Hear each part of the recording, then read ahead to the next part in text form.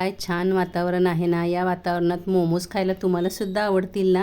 चला तर मग लगेच सुरुवात करूया. एका भांड्यात एक पेलाभर पाणी, 3 टोमॅटोच्या फोडी करून, एक कांद्याच्या 4 मोठ्या फोडी, लसणाच्या 8-10 पाकळ्या, आल्याचे तुकडे, काश्मीरी मिरची, तिखट मिरची भिजत ठेवली होती. हे सर्व साहित्य आपण उकळून घ्यायचं आहे.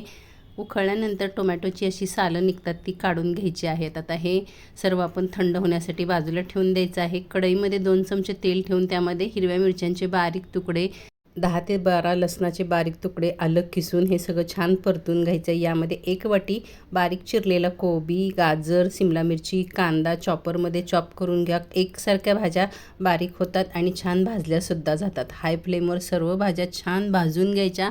आपण भाज्यांचं पौष्टिक तत्त्व टिकवून मोमोज बनवत आहोत. याच्यामध्ये आपण मीठ टाकून पाणीसुद्धा याचं काढणार नाही, त्यामुळे त्याची पोषक तत्त्व छान राहतात. भाज्यांना चवसुद्धा छान लागते, मोमो टेस्टी होतात. यामध्ये चवीपुरतं मीठ आणि अर्धा चमचा काळी मिरी पूड टाकली आहे. 2 मिनिट झाकण ठेवायचे, वरून कोथिंबीर टाकायची. भाज्या एकदम मोकळ्या सडसडीत झाल्या, ते थंड होण्यासाठी ठेवून द्यायचं आहे. एका भांड्यामध्ये 1 वाटी मैदा, चवीपुरतं मीठ टाकून थोडं थोडं पाणी टाकत याचा घट्ट असा गोळा मळून घ्यायचा आहे आणि 5 मिनिटं झाकून ठेवायचं आहे. तोपर्यंत आपण चटणी वाटून घेऊया. मिक्सरच्या भांड्यात आपण सर्व उकळलेलं साहित्य टाकून घ्यायचं आहे. यामध्ये तीळ असतील तर जरूर टाका. चवीपुरतं मीठ टाकायचं आहे. आपण मिरच्या भिजत घातल्यामुळे याला रंगसुद्धा खूप छान आला आहे. चटणी थोडी गरम करून घ्यायची आहे किंवा लसणाची फोडणी करून घ्यायची आहे.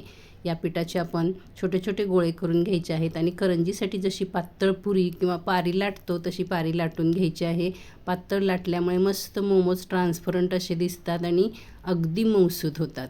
भाज्या आपण भाजून घेतल्यामुळे या पद्धतीने मोमोज बनवले तर अगदी टेस्टी लागतात. हातावर अशी पुरी घ्यायची किंवा खाली ठेवायची आणि 1 ते 1.5 चमचा सारण टाकायचं. सारण भरण्याचे जे पदार्थ असतात त्याला भरपूर सारण असेल तरच चव लागते.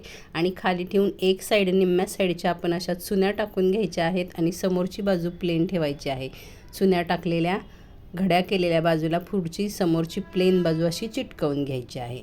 मस्त असे मोमोज तयार होतात. तुम्ही मोदकाचा शेप देऊनसुद्धा मोमोज बनवू शकता. त्यात चवीमध्ये काही फरक पडणार नाही. आणखीन एक दाखवते. अशा आपण चुन्या करत जायचं आहे निम्म्या भागाच्या आणि निम्मा प्लेन भाग चुन्या केलेल्या भागाला असा चिटकवून घ्यायचा आहे. मस्त मोमोज तयार होतात. चाळणीला तेल लावून घ्यायचं आहे. गॅसवर कढईमध्ये पाणी तापत ठेवलेलं आहे. चाळणीमध्ये सर्व मोमोज ठेवून घ्यायचे आहेत. 5 ते 6 मिनिटं मीडियम गॅसवर झाकण ठेवून याला छान वाफ काढायची आहे. 5 मिनटात तुम्ही बघू शकता मस्त मोमोज फुगलेले आहेत आणि ट्रान्सपरंटसुद्धा दिसत आहेत. आतल्या भाज्यांचे कलर आपल्याला दिसत आहेत. चटणीलासुद्धा मस्त कलर आलेला आहे. अगदी मऊसूद मोमोज झालेले आहेत. करून पहा. आवडल्यास लाईक आणि शेअर करा. धन्यवाद.